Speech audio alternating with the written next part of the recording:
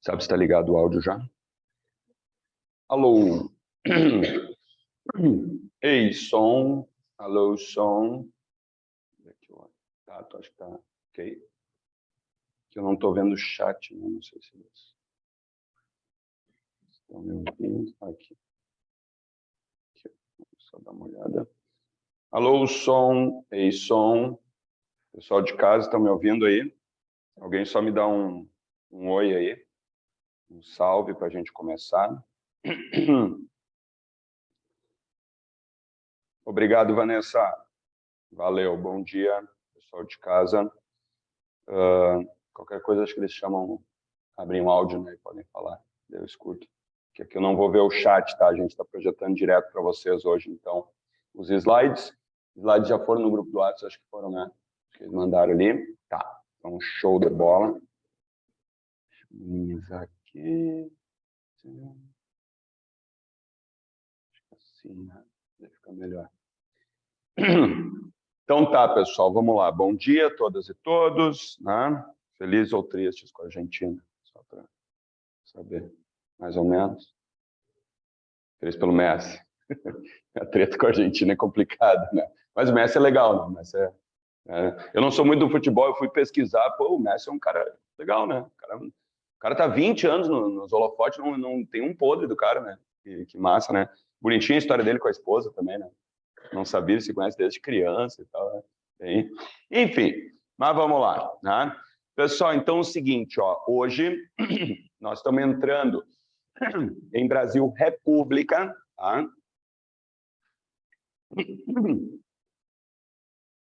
Na última aula, a gente trabalhou Brasil Império, né? Monárquico, e agora nós vamos então para o Brasil República, tá? Começando hoje por uma questãozinha certa da Mamãe Urgs. República Velha, tá? Consegue ver bem aí? Ou a gente vai pela TV aqui? Se quiser, de repente, vir um pouquinho mais para cá, não? Tranquilo? Vocês receberam os slides também no WhatsApp, qualquer coisa, né? Pessoal, questãozinha certa da Mamãe Urgs, tá? República Velha. Bom dia, tudo bem? Como vocês podem ver, pessoal, República Velha sempre cai uma questão na URGS. Na última prova, inclusive, caíram 2 questões, como vocês podem observar, tá? Então, assim, ó, é um conteúdo clássico, sempre aparece alguma coisa na prova da URGS. Então, com certeza, hoje nós vamos abordar pelo menos uma questão da Mamãe URGS, tá? República Velha ali, ó, o que já andou caindo nos últimos anos? Vamos analisar ali, ó. Primeiro, luta das mulheres. Vamos falar sobre isso, né? A questão do direito de voto. As famosas sufragistas, que vão lutar e vão conquistar isso no início da Era Vargas, daí, né? Finalzinho da República Velha. Bom dia. Ó, 2018 caiu ali, ó, os imigrantes e o movimento operário. É na época da República Velha que começa a crescer com força o movimento operário, as greves, e aí depois que vem um cara chamado Getúlio Vargas, que justamente vai tentar cooptar esse movimento operário para ele, né, para a figura dele. Em 2019 caiu uma questão que é bem assim, é um texto de um jornal aqui do Rio Grande do Sul, aliás, né, falando sobre a função da mulher na sociedade. E aí, adivinha, né? Tipo, em 1900, imagina o que é um homem escrevendo num jornal em 1900 sobre a função da mulher na sociedade, um texto machista pra caramba, e aí tinha que perceber isso e marcar isso, né? Uma visão estereotipada, de gênero, bababá, sempre cai a história das mulheres, né? Então é uma boa sempre pensar nisso, tá? Revoltas do Rio Grande do Sul caiu em 2020, na penúltima prova, e eu acho que esse ano vem de novo, já vou explicar por quê, tá? Pica-paus e maragatos, depois chimangos e maragatos, tá? A gente tem que revisar isso aí. Em 2022, na última prova, caíram 2 questões. Uma abordou as greves operárias, você vê que são temas que se repetem, né? As greves operárias ali do final da República Velha, e uma sobre a luta das mulheres também, tá? Então, são temas clássicos que caem. Meu palpite, então, meus palpites aqui, para essa prova que vocês farão, URGS 2023. Temos a Semana de Arte Moderna, que fez 100 anos agora, e não caiu na última prova da URGS. Caiu só em literatura, não caiu em história. Então, em história deve aparecer alguma referência. No ano de 1922, tivemos a fundação do PCB também, os comunistinhas. E aí isso tem a ver com as greves operárias, movimento operário ali. E ainda no ano de 1922, teve o levante dos 18 do Forte de Copacabana. Lembra? O movimento tenentista, ali os caras tentando tomar o poder e tal. Então, só no ano de 22, esse ano... Acho que acabou dando errado. Isso. Não, foi um fiasco, já vamos falar sobre isso, né? Então, só em 22 tivemos 3 fatos muito relevantes.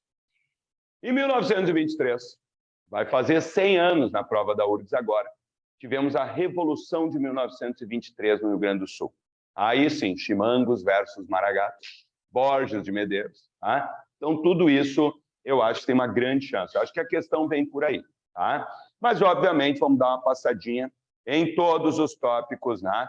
Para dar uma rápida revisada na República Velha. Começando, então, pela estrutura política, que sempre é um tema clássico e que pode aparecer na prova. Tá?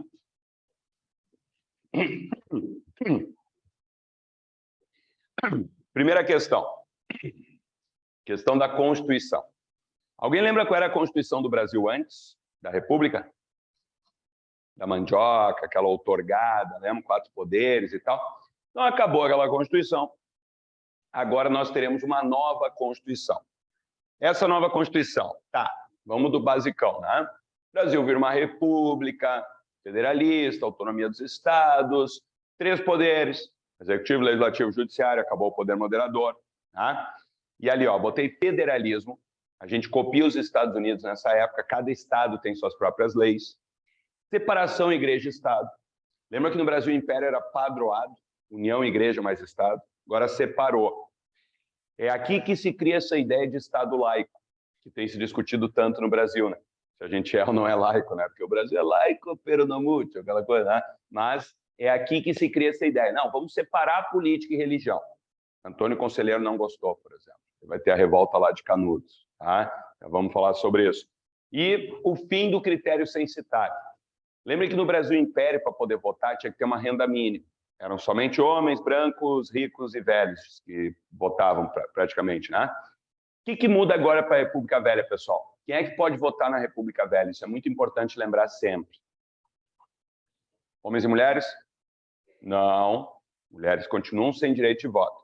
Por isso, elas vão lutar muito nesse período por isso, tá? Somente homens acima de 21 anos. Caiu o critério censitário. Qual é o critério que entra agora? Alfabetização. Estão ligados? Tem que saber ler e escrever. Teoricamente, claro. Lembra aquela coisa? É só saber assinar o nome. É isso, né? Aí ensinava os camponeses a assinar o nome e levava eles para votar no candidato do coronel. Tá? Mas, teoricamente, tem que saber ler e escrever. Então, quem é que vota? Isso é muito importante, tá? Homens, 21 anos, saber ler e escrever. Tá? Esse é o conceito da República Velha. E aí, na estrutura política, nós vamos ter toda uma articulação, desde a presidência da República até a base do negócio. Tá? Na presidência da República, lá no topo do esquema, bom dia, na presidência da República, nós teremos o famoso café com leite. Tá? O que é o café com leite? São Paulo e Minas vão meio que mandar na política. Não precisa ser um paulista mineiro, mas tem que ser políticos vinculados a São Paulo e Minas. Por isso eles chamam de café com leite. Lembrando que café com leite é uma bobagem. O café de São Paulo, leitinho de Minas Gerais. Que leite, pessoal. Que leite, é café com café, na verdade. São os 2 grandes estados produtores de café. Então, eles têm muito dinheiro. São os estados que mandam no Brasil nesse período. E, ao mesmo tempo, são 2 estados que têm um grande contingente populacional, então conseguem fabricar bastante votos para os seus candidatos. Entenderam? Essa que é a jogada do café com leite. Então, São Paulo e Minas meio que vão monopolizar a presidência da República. Logo abaixo, nós temos um esquema que vai ficar conhecido como política dos governadores.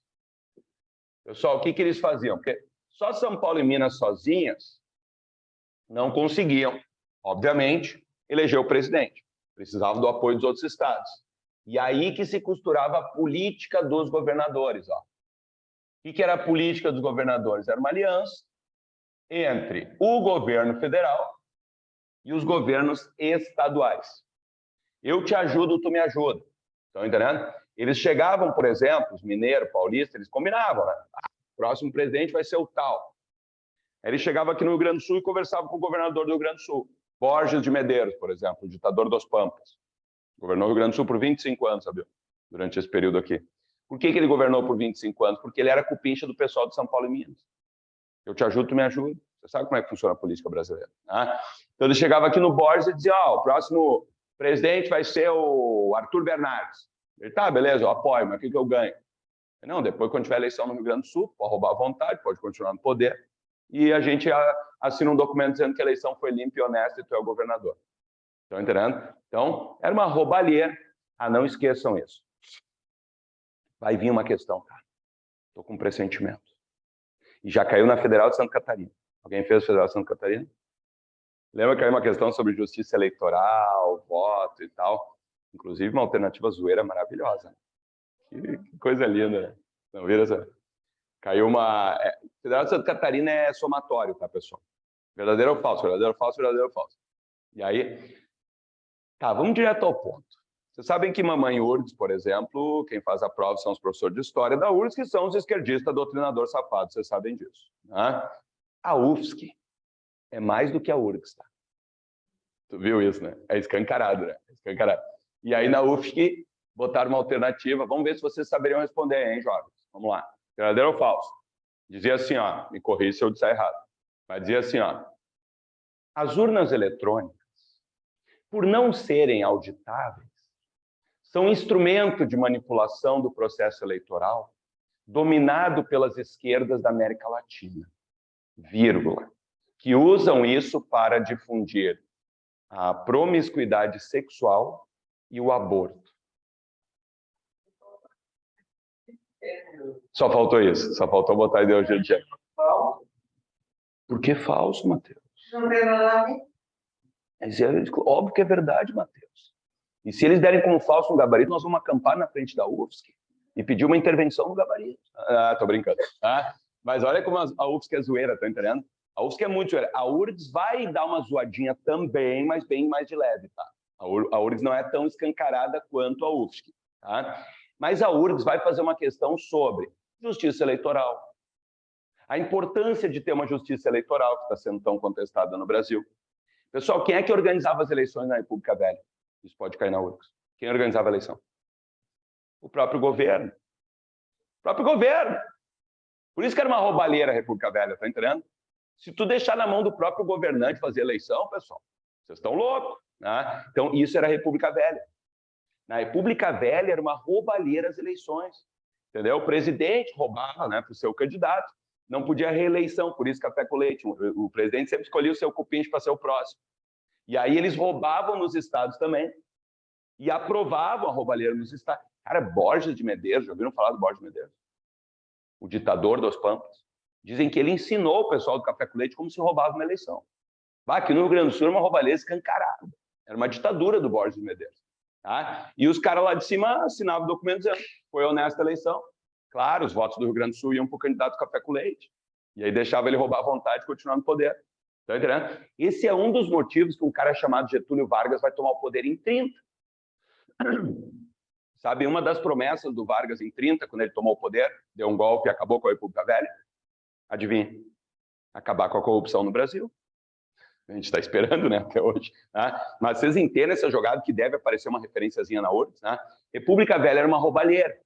O Vargas assume, junto com os militares, os tenentes, prometendo acabar com a corrupção e eleições limpas e honestas no Brasil. E aí o Vargas cria o quê? Vamos falar disso na próxima aula. Uma justiça eleitoral. Independente dos governos. Separada dos governos. Juízes que não têm nada a ver com nenhum governo que vão organizar a eleição. E são independentes. Isso é importantíssimo, gurizada. Entende? Claro que às vezes tem governos que não gostam disso. Que não aceitam perder. E aí vão acusar, mas a URGS vai dar letrinha sobre isso. Cuidado. Tá? Então, aqui a política dos governadores. E na base, quem é que vai pedir os votos lá na base do negócio? Os coronéis, né? Aí que entra o famoso coronelismo. Ó. Na base, lá nas cidades, né, nas localidades, tinha os coronéis. Aqui que entra o famoso coronelismo, então. O coronelismo é esse domínio de líderes políticos locais, né, que vão organizar as eleições daí. E eram os caras vinculados ao governo, entendeu? Eram os caras ali que tinham seu candidato já e tal. Cada coronel, ó, cuidem palavrinhas que a URGS pode abordar, ó. Cada coronel tinha o seu curral eleitoral. Você domina essa ideia? O que é um curral eleitoral? É a população cativa do coronel. É quem o coronel decidia em quem essas pessoas iam votar. Uma roubalheira, fraudes, né? Então, cuide dessas palavrinhas. Ó. Imagina, cada pontinho é um brasileiro. O coronel dominava essa galera, no dia da votação, levava o pessoal até a sessão eleitoral. Quem organizava a eleição era um cupincha do coronel, tinha que obedecer ao coronel. Tá entendendo? Uma roubalheira ali. Tá? Então, aqui, ó, fraudes. Cuide das palavrinhas que caem na prova, né? Voto de cabresto, porque levavam os camponeses até a sessão eleitoral para votar, como se fossem uns animais. Sabe o que é o cabresto? Aquilo que tu puxa o cavalo ali. Tá? Levava eles até a sessão eleitoral, curral eleitoral. Eles chamam isso de máquina eleitoral, porque isso aqui fabricava votos sempre para os candidatos oficiais. E por isso, gurizada, a República Velha não é considerada uma democracia, que era uma roubalheira. Tá? É uma república oligárquica. Vocês dominam a ideia de oligarquia? Um governo de poucos, né? Esse grupo que se grudou no poder e criou mecanismos corruptos, desde aqui de baixo até lá em cima, para ficar sempre o mesmo grupinho se perpetuando no poder. E esse é um dos motivos da insatisfação, que vai estourar na década de 20. Getúlio Vargas vai canalizar essa insatisfação e vai dar o golpe lá em 1930. Claro, ele vai aproveitar a crise econômica a partir de 1929 também e tal, vai dar um golpe e derrubar essa elite podre e corrupta, e o Vargas vai melhorar um pouquinho o sistema eleitoral. Depois a gente vai falar disso, que eu acho que vem na URGS daí, que caiu lá na Federal Santa Catarina. Vai criar justiça eleitoral, voto secreto, voto obrigatório, voto das mulheres, né? Tudo isso depois a gente vê na era Vargas. Triangulinho daqui, belezinha? Sistema político, então, roubalheira. Economia, gurizada, se cair. Aqui cai menos, mas faz um tempo que não cai. Então, assim, ó, alguns pontos que vocês têm que lembrar. Qual é o principal produto do Brasil nesse período ainda? É o café. É o café. Café, café, café, café, café. A gente falou disso no segundo reinado. Só que agora o café está em crise, tá? O café está em decadência agora. Então, é o período de decadência, de crise do café. Vai começar a se desvalorizar, o Brasil vai produzir café demais, não vai ter para onde vender, tá? E alguns detalhezinhos, se quiserem dar uma revisadinha assim, ó. Por exemplo, o encilhamento. O encilhamento foi no início da República, o ministro da Economia era o Rui Barbosa, ele teve uma ideia brilhante. Vamos sair imprimindo dinheiro e emprestar para a galera que quiser abrir fábricas, para tentar industrializar o Brasil. A galera pegou esse dinheiro, não abriu fábrica nenhuma, investiu em mais produção de café. Eles imprimiram muito papel moeda com esse encilhamento. Você sabe que isso dá merda, né? Vai, sai imprimindo. Não, não é assim. Né? E aí vai desvalorizar a moeda brasileira, vai gerar inflação, aumento do custo de vida e não industrializou o Brasil. O encilhamento, resumindo, foi uma política fracassada de emissão de papel moeda em larga escala. Tá? Foi um caos. O Brasil mergulhou na crise, desvalorização da moeda, dólar alto, inflação, aumento do custo de vida, o povo furioso. E aí vem o funding loan. Funding loan. O que é esse funding loan? A dívida externa brasileira estava estourando. O Brasil estava com uma dívida externa altíssima, não tinha como pagar os juros da dívida. Porque imaginem, gurizada, dívida externa quer dizer o quê? Em moeda de fora. Dólar, libra. Né? E aí imagina a nossa moeda decaindo e aí a moeda estrangeira e nossa dívida né? Decolando. O Brasil não tinha como pagar os juros da dívida externa. Quebrou, o Brasil quebrou. Quando tu quebra e não tem como pagar alguém que tu está devendo, o que tu faz? Pede para outro. Pede para outro, isso, cai na mão de alguém, tá ferrado. Cai na mão de outro. Tá? É isso que o Brasil fez, tá, aqui nesse período.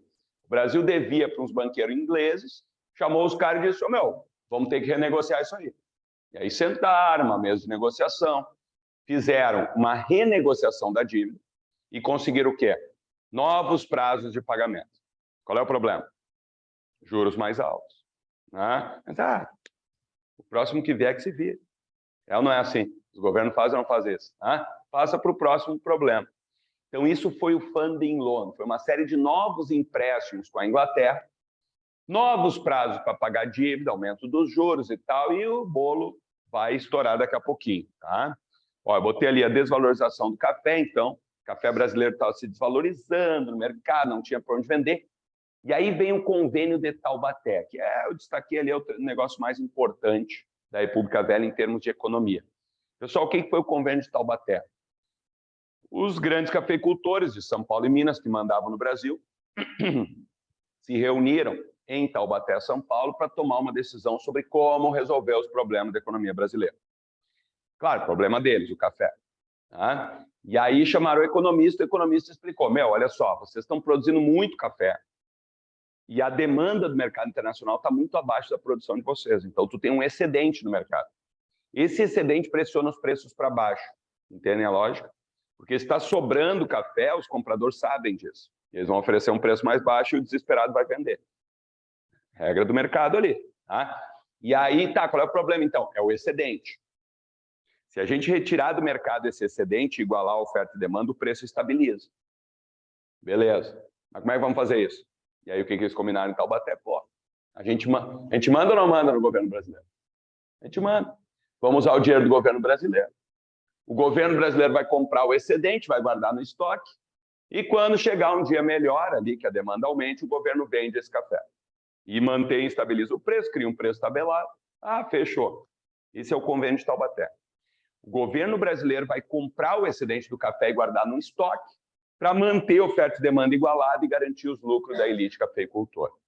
Problema, pessoal. Vai chegar o dia que a demanda vai aumentar no mercado internacional? Não vai. Não vai. O governo vai comprar café e estocar no outro ano, comprar café e estocar no outro ano, comprar café e estocar. E o café é um produto perecível, não? E começa a apodrecer. E aí os estoques de café do governo começam a apodrecer, vão ter que queimar café, comprado com o nosso dinheiro dos impostos. Né? É sacanagem. Esse convênio de Taubaté tem um economista que chamou de socialização dos prejuízos, privatização dos lucros. Entendem a frase? Pegou o nosso dinheiro, socializou o prejuízo para todo mundo e privatizou o lucro, mantendo o preço do café para a elite cafeicultora. É isso. A elite brasileira, os grandes cafeicultores, usando o Estado para benefício próprio. Isso acontece há muito tempo em nosso país. Né? E aí, cuidem, um detalhezinho. Durante a República Velha, teve a Primeira Guerra Mundial, que foi de 1914 a 18, 19 ali. Alguém já assistiu Nada de Novo no Front, que tem na Netflix? E aí? Que filmaço, né? Estou emocionado, assisti final de semana. Gurizada. Acho que é o melhor filme que eu já vi de Primeira Guerra Mundial. O 1917, tu viu? Nada de Novo no Front. Netflix. Preferiu o 1917? Ah, tu só viu o 1917? Ninguém viu mais, viu os dois? Não. É polêmica, porque os dois são muito bons, né? Os dois são... Eu acho que o 1917 ele é menos cansativo, ele é um filme mais envolvente, né? Isso, é uma coisa que quando... terminou já. Isso, não, tem uma coisa cinematográfica incrível ali, o 1917. O Nada de Novo no Front ele é um pouco mais cansativo, né? É 2h30 de trincheira. Isso que eu gostei. Além da questão de mostrar o horror da guerra mais profundamente do que o 1917, ao mesmo tempo ele mostra a negociação para o Tratado de Versalhes, ali, aquela história dos trens ali. Aquilo ali é real, sabia? Aquela história é real, é muito bom. Nada de Novo no Front. Quem curte filme de guerra, tá, gurizada? Trincheiras, corpos, ratos comendo os pedaços. Tá? Não, horrível. Tá? Mas nossa, que filmaço. Tá? Voltando aqui, só a dica, né? Primeira Guerra Mundial, então. Qual é a consequência da Primeira Guerra para o Brasil? Você sabe que guerra... Hoje a aula é de economia capitalista. Guerra é bom, ela não é? Guerra é bom, aquece a economia. Pensando bem friamente, claro, guerra não é legal. Mas, em termos de economia capitalista, se tu está do lado que vai ganhar, show de bola. É importante estar do lado que vai ganhar, não esqueçam disso. Né? E aí o Brasil vai ficar do lado que ganha. O Brasil vai aproveitar a guerra para se industrializar. Cuidem isso. Vamos deixar a data aqui para vocês entenderem, porque isso vai influenciar na crise da República Velha daqui a pouco. Ó. A Primeira Guerra Mundial foi de 1914 a 18, vamos botar 19, que é o Tratado de Versalhes aí. tá? E aí tivemos a Primeira Guerra Mundial. A Primeira Guerra Mundial gerou o primeiro surto industrial da história do Brasil. O Brasil aproveitou a guerra, que o mundo estava conturbado, galera querendo comprar coisas, tá? Para produzir coisas, industrializar e tal. E isso vai gerar o quê, gurizada? Um crescimento de setores urbanos no Brasil. Crescimento, porque assim, ó, quando fala, pensem comigo, se cair na prova, quando fala República Velha, lembrem, coronelismo. É predomínio dos setores rurais ou urbanos? República Velha. Rurais. É claro a todos isso? Beleza? Rurais. Agora começam a crescer setores urbanos. E isso tem a ver com a crise da República Velha. O Vargas é um cara que vai falar para o pessoal do campo ou das cidades? Das cidades. Entenderam? O Vargas vai surfar nessa onda, desse crescimento urbano agora. Então, isso é bem importante, já vamos deixar aqui para entender a crise. Ó. O crescimento dos setores urbanos a partir daí. E aí, greves operárias, porque as condições de trabalho eram horríveis, tá? E a URGS gosta de abordar isso também, movimento operário, vai ter os anarquistas, os comunistas e tal. Já vamos ver isso melhor na crise da República Velha daí. Tranquilinho? Economia, não cai tanto. Revoltas, vamos lá. Pessoal, as revoltas, eu já destaquei aí as 3 que mais têm chance de cair, mas vamos focar principalmente nas do Rio Grande do Sul, que eu acho que vem esse ano. Olha só, tem revoltas de caráter messiânico, são muitas revoltas na República Velha, como vocês podem ver. E aqui nós estamos vendo só as principais, tá? Tem outras que a gente nem fala em aula e não cai. Mas, ó, se a gente pegar só as principais, ó, 3 messiânicas, 3 envolvendo Forças Armadas, mais a da vacina, 7, mais as 2 do Rio Grande do Sul, 9 revoltas. Então, pegando só as principais, tá? Vamos lá. O que é uma revolta de caráter messiânico? Tem o Messias, o líder religioso que vai nos salvar. Né? Um discurso religioso e tal. Então, assim, ó, eu botei ali, ó, tem a de Juazeiro, ou do Padre Cícero, lá no Ceará, isso aí não costuma cair para nós. Tem a do Contestado, que cai mais lá em Santa Catarina, tá? Foi no oeste catarinense, João José Maria, os monges. O que tem chance de cair na URGS? Guerra de Canudos. A Guerra de Canudos, lembra que foi no sertão baiano, o grande líder foi Antônio Conselheiro, tá? Tem uma questão religiosa ali, o Antônio Conselheiro era um cara meio malucão, ele não curtiu essa história de Estado laico, separar a igreja e política ali, tá? E aí ele começou a criticar o governo e tal, mas tem uma questão, gurizada, que é a questão social, que vocês não podem esquecer. Podem olhar, toda a revolta messiânica é no campo e tem uma questão social envolvida. É o povo miserável, passando fome, sem acesso à terra, e aparece alguém com o discurso da salvação. Tá? Galera no desespero e tal. Antônio Conselheiro passou pelo sertão baiano, arrebanhando as massas, milhares de pessoas seguiram ele, e ele fundou o que eles chamaram de Império do Belo Monte. Esse era o nome original. Só que aí aquilo começou a incomodar os latifundiários, começou a incomodar o governo, e o governo mandou as tropas lá para destruir com o que eles chamaram de Canudos. Canudos é o nome que o inimigo deu. Tá? Por causa das taquareiras, destruiu com o pessoal daquela região dos Canudos lá. Tá? Então, Guerra de Canudos, mais de 20 mil mortos, destruíram com aquilo ali, mataram Antônio Conselheiro e acabaram com essa tentativa do povo pobre do sertão baiano de sobreviver. Então, Canudos tem a ver com a questão da terra, do latifúndio, dos camponeses sem terra, tem questão religiosa envolvida também, mas é mais forte até a questão social na Guerra de Canudos. Tranquilinho? Lembrem que tem um livro aí, que eles podem usar na prova, de um cara chamado Euclides da Cunha, né? Que foi lá para retratar o negócio, era um jornalista e acabou escrevendo uma das grandes obras da literatura brasileira, Os Sertões, né? Onde ele retrata a Guerra de Canudos e tal. Mas, enfim, revoltas da Marinha. Esquadra armada, eu acho que não cai, tá? O que for essa esquadra armada? Quem é que deu o golpe e proclamou a República no Brasil? Alguém lembra? Deodoro da Fonseca e o Marechal Floriano, ou seja, exército. Marinha, gurizada, não foi consultada, sabia? A Marinha era cupincha da monarquia. Esse é um dos motivos que o exército derrubou a monarquia. Porque na monarquia a Marinha sempre se dava melhor que o exército. Aí o exército derrubou o Dom Pedro, tomou o poder, tirou todas as verbas da Marinha e jogou para o exército. A Marinha ficou furiosa, estoura uma revolta contra o Exército. É uma briga Marinha versus Exército. Essa esquadra... Deu merda, mortos. Ó. A da esquadra até foi mais leve, porque a da esquadra, o que aconteceu? Você lembra quem foram os dois primeiros presidentes do Brasil? Deodoro e o Floriano. Deram o golpe e já ficaram no poder. A primeira revolta da Marinha contra o Deodoro, o pau ia ser muito feio, o Brasil estava dividido, Deodoro é um cara autoritário pra caramba, Deodoro renunciou. Deodoro renunciou para evitar uma guerra civil no Brasil. Daí a Marinha, estamos no poder e tal. Problema, o vice do Deodoro era o Floriano. O Floriano assumiu e olhou para a Marinha e disse, vai te a merda. Vem na mão comigo agora para te ver. E a Marinha foi para cima do Floriano também.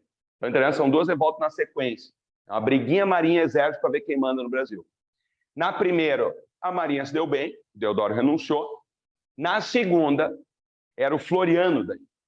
E o Floriano, gurizada, ele vai ficar conhecido como Marechal de Ferro. Estão entendendo que ele vai... Ferro. Hã? Punho de ferro. Punho de ferro. Punho de ferro. Ah, entendi. Não, é isso que ele vai fazer com a Marinha. Ele vai cobrir a Marinha de porrada. Vai cobrir a Marinha de porrada. E vai dizer, quem manda aqui agora é o Exército. E até o... Lembrem que nesse episódio aqui, ó, da Revolta da Armada, a Marinha apanhou no Rio de Janeiro. Aí eles fogem do Rio de Janeiro e vêm para uma ilha aqui em Santa Catarina e se grudam na ilha e dizem, não, vamos sair daqui. Floriano mandou as tropas descer, invadir a ilha e massacrar a Marinha. Em homenagem a esse massacre, essa ilha se chama até hoje Florianópolis, né? Cidade do Floriano, por causa desse massacre que ele fez nessa revolta aí. E a partir daí, quem manda no Brasil é o Exército, não é? Até hoje, vai dizer. História do Brasil, quando falou, golpe, o que tu pensa? Aeronáutica, Marinha, Exército, não é? Quando a gente quer um golpe, a gente acampa na frente de onde? Tô brincando. Né? Então, mas essa é a ideia. O Exército passa a comandar o Brasil. A partir daí, se impõe sobre a Marinha. E a Aeronáutica, antes que alguém pergunte, nem surgiu ainda. Tá? Já vai surgir o Santos Dumont e tal. Chibata. Essa é que mais tem chance de cair na URGS das que envolvem ali Forças Armadas. Você lembra quem foi da Chibata? É uma revolta, é diferente. É uma revolta interna dentro da Marinha. Dos marinheiros do baixo escalão que sofriam castigos físicos, as famosas chibatadas. Tá? Eles tomam 4 navios de guerra, ancorados no Rio de Janeiro, capital do país, e apontam todos os canhões para o Rio de Janeiro, capital do país. E aí perguntam, e aí, querem negociar com a gente, sim ou não? Cara, claro que queremos, vocês têm ótimos argumentos, não é? Né? Canhões apontados, 4 navios de guerra. Não, os caras foram muito espertos, imagina. Eles tomaram 4 navios de guerra que estavam ancorados no Rio de Janeiro, capital do país. E apontaram todos os canhões para a capital. A baita negociação. Tá? Aí o Congresso disse, não, tudo bem, vamos negociar. Entreguem os navios, não bombardeiem o Rio de Janeiro. Tá? E os castigos físicos serão abolidos dentro da Marinha. Então, eles conseguiram o objetivo. Depois que eles entregaram os navios, os castigos físicos foram abolidos, mas os líderes foram reprimidos um por um. Tá? Mas foi combinado que não teria repressão. Mas tu acha que os oficiais cumpriram isso? Não cumpriram. Tem uma história, eu lembrei agora, tem uma história que lá no Rio de Janeiro, pessoal, porque para eles mostrar que o bagulho era sério, eles deram uns tiros assim, meio aleatórios nos morros do Rio de Janeiro, que ainda não tinha nada. Né? Só para avisar, o bagulho é sério. O próximo tiro vai ser, sei lá, na casa do presidente. Né? Só que um tiro de canhão, uma bala de canhão, bateu na torre de uma igreja. Destruiu uma torre de uma igreja. Foi sem querer, assim, eles queriam atirar no morro, tirou. E aí, até hoje, essa bala de canhão está guardada lá no Rio de Janeiro. Lembrei agora, aleatoriamente, uma vez que eu fui no Rio de Janeiro, eu vi isso aí. Eles têm até hoje essa bala guardada. E eles chamam isso de a primeira bala perdida da história do Rio de Janeiro. Porque, imagina, estamos em 1900 aqui, e aí, sem querer, os caras acertaram uma torre de uma igreja lá. Eles chamam primeira... o Rio de Janeiro é outro mundo, você sabe, né? Os caras... Enfim, e aí conseguiram o fim dos castigos físicos. Pessoal, revolta da vacina. Mamãe Orix pode dar uma letrinha também, né? Vacina, movimentos anti-vacina e tal. Lembrem que essa revolta da vacina no Rio de Janeiro, capital do país, não é só por causa da vacinação obrigatória. Na verdade, essa revolta da vacina começou porque estavam querendo expulsar os pobres do centro do Rio de Janeiro. Lembra dessa história? Toda uma política de remodelação, higienização do centro da cidade, né? Modernização e tal. Resumindo, estava expulsando os pobres. Os caras estavam furiosos. E aí ainda vem essa política de vacinação obrigatória. Lembrando, Nessa época, uma coisa é ser antivacina em 1900, outra coisa é ser antivacina em 2022. Não, pessoal, nessa época, vacina era um troço que rasgava a pele, troço tosco, daí botava o líquido ali, às vezes infeccionava o negócio, um troço muito tosco. E ninguém sabia o que era uma vacina, imagina. E aí começaram a bater na porta da casa das pessoas, dos que não tinham sido expulsos ainda, do centro do Rio, a galera já estava revoltada. Começaram a bater, senhor, vou lhe vacinar. Não, não vai, policial. Entrava a polícia junto, segurava a galera e vacinava na porrada.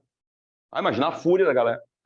E aí estoura uma onda de quebra-pau, montaram barricadas, foi uma semana de quebra-pau no centro do Rio de Janeiro. Mas nem explicava. Não tem. E aí, o que a gente tem, pessoal? Você sabe como é que termina, né? O povo é reprimido, o povo é vacinado e o povão é expulso do centro do Rio. Só não deu certo a ideia, porque a ideia era mandar o povão para longe, né? E eles ocuparam os morros ali. E aí tu tem a famosa formação das favelas no Rio de Janeiro e tal, a partir daí, tá? Minha aposta para essa prova, as revoltas do Rio Grande do Sul. Vocês vão fazer URGS 2023, 100 anos da Revolução de 1923, tá? Então tem que dominar um pouco isso aqui. Gurizada, olha só. Olhem as datas primeiro, só para perceber que existe uma grande distância entre uma e outra. Tá? Uma é no início da República Velha, outra já é lá no final. Aí, Davi, então por que tu está trabalhando as duas juntas? Porque as duas, uma é continuação da outra. E pode cair na mesma questão como já caiu na URGS. Tá? Então vocês têm que dominar essas duas aqui. Isso aqui é história do Rio Grande do Sul. E cai na URGS e esse ano pode vir uma dessa revolta aqui. Primeiro, pessoal, quando começou a República Velha, aqui no Rio Grande do Sul, quem se grudou no poder? Um grupo chamado os republicanos, também conhecidos como os positivistas, do PRR. Pessoal, se alguém não conhece esse tal de PRR, anota aí, tema de casa. Tenho que ler um pouquinho sobre esse partido, porque cai na URGS, tá? Cai muito na URGS. Senhor, por quê? Porque tem um professor da URGS que o doutorado dele é nesse assunto. Então, sempre aparece uma questãozinha. Tá?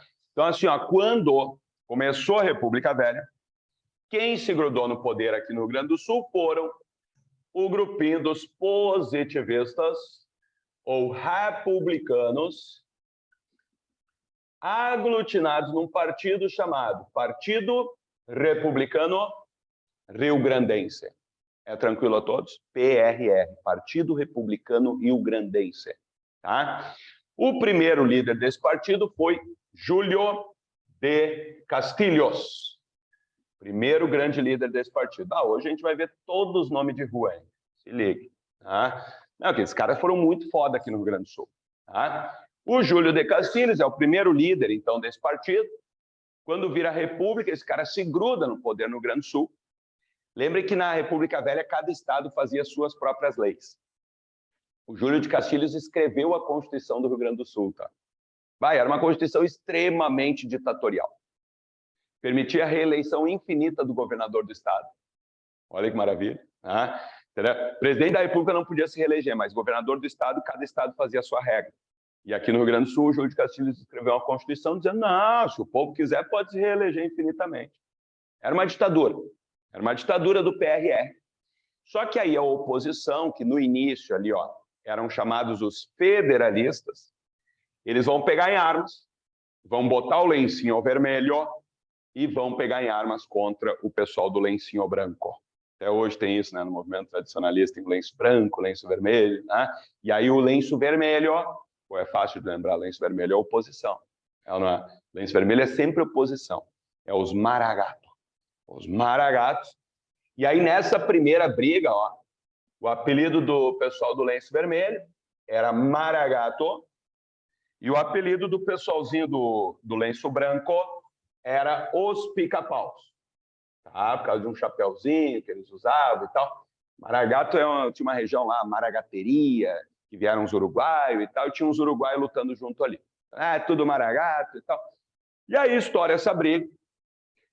Gurizada, essa primeira briga, quem está anotando, acrescenta alguns detalhes. Essa primeira briga é considerada a guerra mais sangrenta da história do Rio Grande do Sul.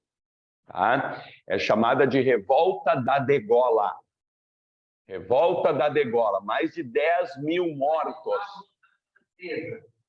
Tipo isso. Mas acho que morreu mais lá. Mas, enfim. Revolta da Degola. Mais de 10 mil mortos. Sabe? E aqui não tinha guilhotina, que era no facão. Sabe o que é a degola? Quando eles pegavam um prisioneiro, não tinha as coisas, prisioneiro político, pegava o facão e passava aqui, ó, de orelha a orelha. Troço horrível. E os dois lados praticaram, tá? Vamos deixar bem claro. Mais de 10 mil mortos, uma matança horrível. Júlio de Castilhos vence a briga, se consolida no poder e vira uma ditadura do PRR. Então, ó, gravem isso na mente de vocês. O Rio Grande do Sul, durante a República Velha, se cair na URGS, tu marca, é uma ditadura do PRR. Os caras roubavam todas as eleições. Tinha um acordo lá com o pessoal do Café com Leite, e o pessoal do Café com Leite deixava eles roubar aqui, e eles mandavam todos os votos daqui para o pessoal do Café com Leite. Tá?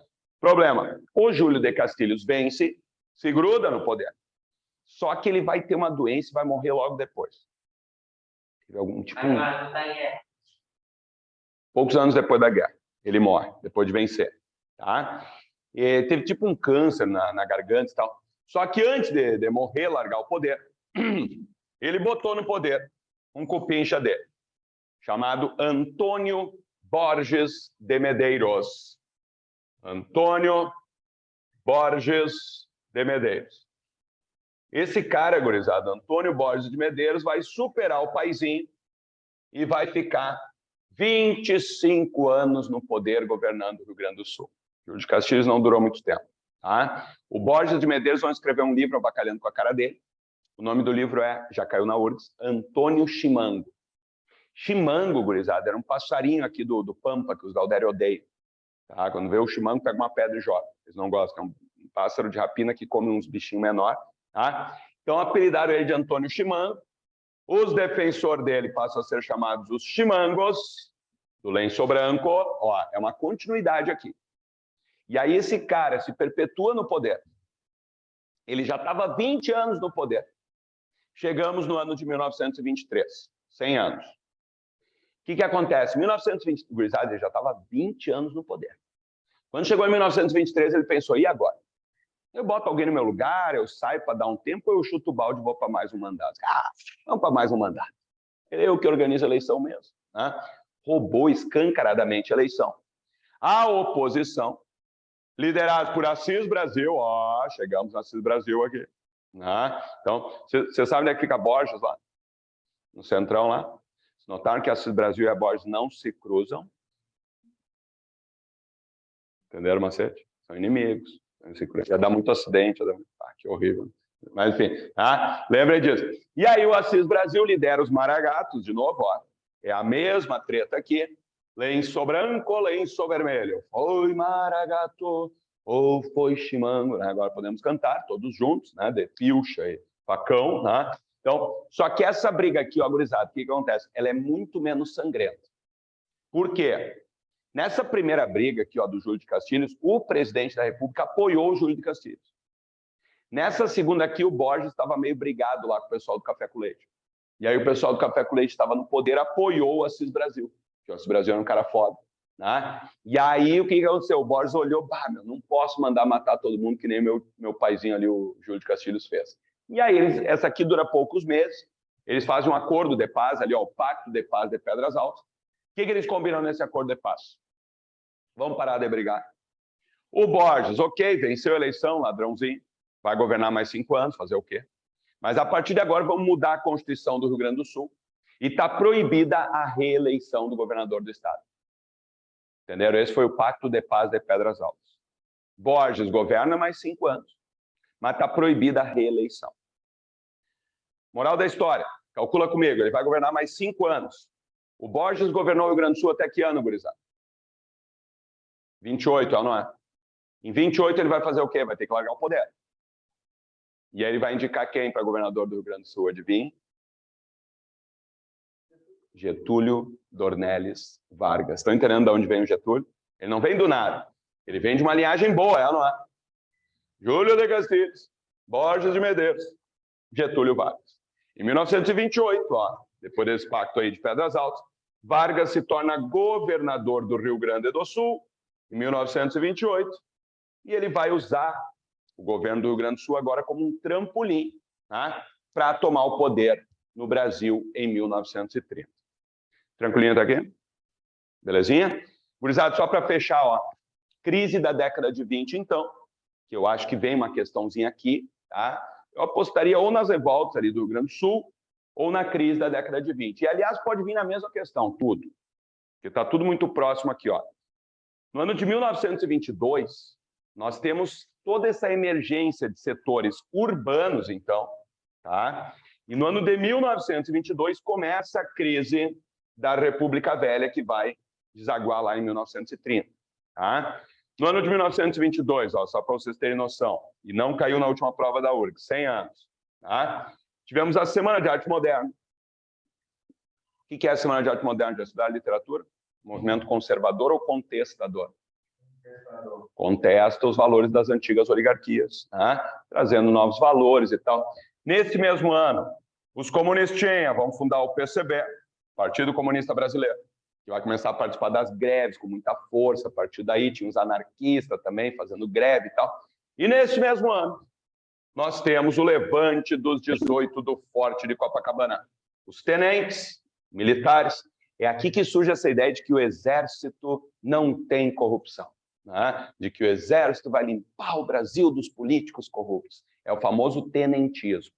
Tá? E aí, isso aqui foi um fiasco, né? 18 malucos pegaram uma arma, saíram para lutar lá na beira da praia de Copacabana, o exército ficou do lado do governo, foi lá e massacrou eles. Só 2 sobreviveram. Tá? Mas foi um levante interessante. 2 anos depois, estoura um levante em São Paulo. Esse não cai. Talvez vocês nunca ouviram falar, né? Miguel Costa. Isso aqui é muito detalhe. História em São Paulo. Esses caras, na verdade, fogem de São Paulo e vêm para o Rio Grande do Sul para se juntar com o grande líder revolucionário Luiz Carlos Prestes. E aí sai do Rio Grande do Sul, em 1924, a famosa Coluna Prestes, que vai marchar pelo Brasil de 24 a 27. Também não deu certo, tá?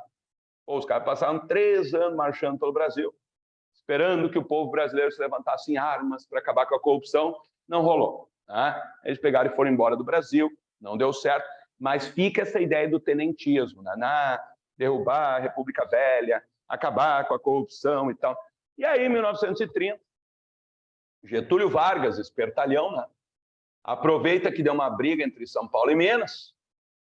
Os paulistas, ao invés de indicar o mineiro, indicaram outro paulista, lembra? Tem aquela história, Washington Luiz, ao invés de indicar um mineiro, indica outro paulista. Os mineiros ficam furiosos. Quem é que aproveita para se candidatar com o apoio de Minas Gerais? Getúlio Vargas. Aí lembra, gurizada, em 1930, então, Getúlio Vargas se candidata à presidência do Brasil, vence as eleições, assume o poder e acabou a República Velha. Verdadeiro ou falso? Getúlio Vargas, em 1930, vence as eleições, assume o poder e acabou a República Velha. Falso. Falso. Ele não venceu as eleições. Ele perdeu as eleições. Ele perde as eleições e faz o quê daí? Nunca diga a palavra golpe, jovem. Revolução. Golpe, está certo, né? Em 1930, o Vargas é derrotado nas eleições. Por quê? Porque ele só conseguiu roubar em 3 estados, tá, pessoal? Ele só conseguiu roubar no Rio Grande do Sul, Minas Gerais, que apoiou ele, e a Paraíba. Tá? E aí, como São Paulo conseguiu roubar nos outros estados e ganhou, ele acusa o quê? Foi roubada a eleição. Claro, e foi, todas elas. Tá? E aí, a eleição foi roubada e tal. E aí ele consegue o apoio dos tenentes, classes médias urbanas, né? Então, lembrem, Vargas é derrotado nas urnas, tá? E aí eles chegam à conclusão, qual é a conclusão? Via eleitoral não tem como tomar o poder no Brasil. Essa oligarquia está muito encastelada no poder. Tá? Então, qual é o único jeito? Revolução. Tá? Golpe. Eles dão um golpe que vai ficar conhecido, então, como Revolução de 30. Essa Revolução de 30, então, na verdade, foi um golpe. Getúlio Vargas, com o apoio de vários setores, né? Dá um golpe, toma o poder. E assim, ó, gurizada, olha como ele é genial. Quando ele dá o golpe e toma o poder, ele cria o conceito de República Velha, sabe? Já disseram quando que a ideia de República Velha é pejorativa? né? Ele toma o poder e diz, acabamos com a República Velha, estamos iniciando a República Nova. Oh! E ele vai ser tão foda na história que a gente vai chamar de Era Vargas. Tá? Então, mas isso é assunto para o nosso episódio, próximo episódio, já me passei aqui no tempo. Tá? Tranquilinho, tá aqui? Fechamos República Velha, então. Próxima aula, lá em 2023, né? Próxima semana a gente vai ter um simuladinho, é isso, né? E depois voltamos, temos ainda 2 semanas em 2023, para fechar tranquilamente Brasil República. A gente pega Era Vargas em diante. Pessoal, desejo um ótimo Natal a todos e todas. Né? Aproveitem, curtam com as famílias, comam bastante, sem peso na consciência. Esse é o momento de armazenar energias para a maratona que se aproxima, que será URGS. Né? Lembre das palavras do grande revolucionário Jesus de Nazaré, né? Que andava entre os pobres, distribuía o pão e o vinho, apontava a hipocrisia dos que queriam apedrejar uma mulher, né?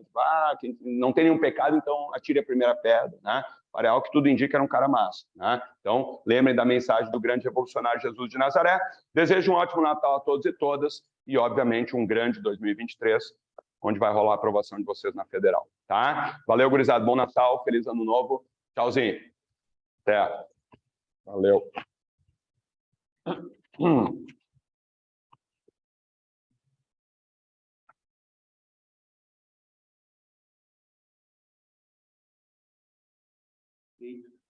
Quase que eu fecho. Quem é que agora é você?